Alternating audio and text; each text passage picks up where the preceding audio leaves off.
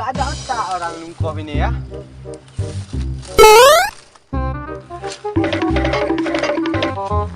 Nah! Hei! Kiban! Emang kah? Bawa. Oh, dah leweknya. Puri jo dengan dah. Dah ya. Nak primo kau mana umi ini? Lancar ha. Alah.